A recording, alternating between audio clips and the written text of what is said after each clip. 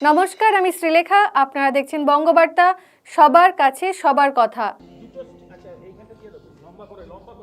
নাটক কথাটি এসেছে গ্রিক শব্দ থেকে, যার অর্থ করতে বা অভিনয় করতে। নাটক মূলত একটি অভিনীত গল্প বা কাহিনী, কিন্তু যার মধ্যে দিয়ে প্রকৃত অর্থেই চিত্তচেতনা জাগ্রত হয়। তাই নাটক বা থিয়েটারে লোকশিক্ষার দিকটিও যুক্ত।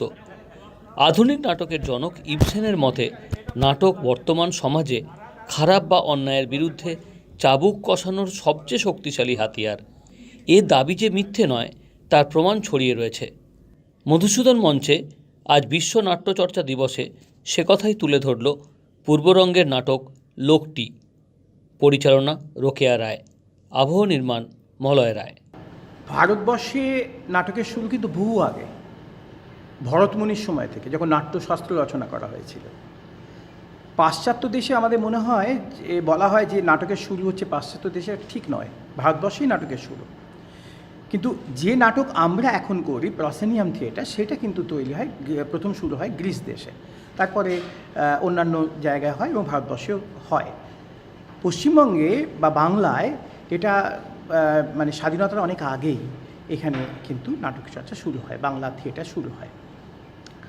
থিয়েটারের প্রাসঙ্গিকতা অতীতে ছিল, বর্তমানে আছে, ভবিষ্যতে থাকবে। সত্যি কথা বলতে কি, রামকৃষ্ণদেব বলেছিলেন থিয়েটারে লোকশিক্ষা হয়। সত্যি কিন্তু থিয়েটারে লোকশিক্ষা হয় যদি থিয়েটারটা সবাই উপলব্ধি করে, অনুভব করে এবং বিশ্বাস করে।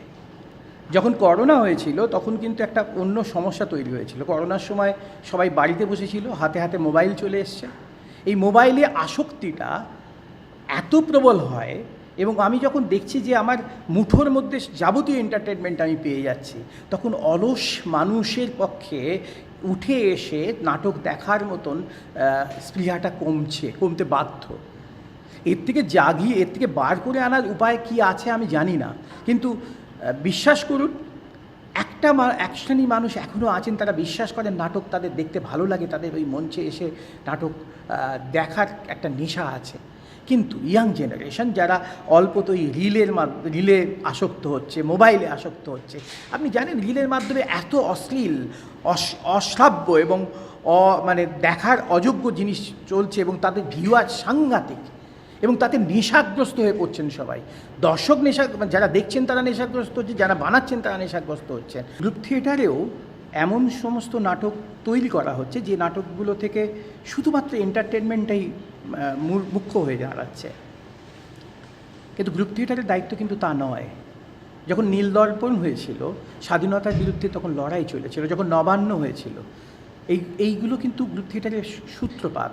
সেখানে লড়াই, সংগ্রাম, এর ইতিহাস জড়িয়ে রয়েছে গ্রুপ থিয়েটারের সঙ্গে। ফলে গ্রুপ থিয়েটার তার আদর্শ, তার দায়িত্ব, তার দায় বহন করে চলেছে এবং চলবে ভবিষ্যতে। সংস্কৃতিকে পোষণ করার দায়িত্ব কিন্তু রাষ্ট্রের, কারণ সংস্কৃতির মাধ্যমে মানুষের মধ্যে চেতনা তৈরি হয়। কিন্তু যদি রাষ্ট্র ভয় পায় যে মানুষের মধ্যে চেতনা তৈরি করাটাতেই যদি আপত্তি থাকে, চেতনা তৈরি হোক এটা যদি না চায়, তখন রাষ্ট্র নাটক বা এই সংস্কৃতি পৃষ্ঠপোষকতার বড় পরিবর্তে প্রতিবন্ধকতা সৃষ্টি করবে। সেটা বহু জায়গায় বহু সময় হয়েছে। হিটলারের দেশে হয়েছে, আমাদের দেশেও কখনো কখনো যে হয়নি তা নয়, নিশ্চয়ই হয়েছে। আমরা পূর্বরঙ্গ এটা বিশ্বাস করি এবং এই অনুসারেই নাটক করি। আজকে যেমন আমাদের লোকটি নাটকটি আছে, তার বিষয়বস্তু হচ্ছে একেবারে চিরাচরিত, একদম প্রাথমিক মানুষের চাহিদা, ফুড, শেল্টার অ্যান্ড ক্লোথ, অন্ন, বস্ত্র এবং বাসস্থান। এর দাবি অতীতে যেমন ছিল, এখনও ভারতবর্ষে বহু জায়গায় এ দাবি রয়েছে, বাংলায় বহু জায়গায় দাবি রয়েছে, এবং পৃথিবীর বহু কোন প্রান্তে এখনও কিন্তু খাদ্য, বস্ত্র ও বাসস্থানের জন্য সংগ্রাম চলছে।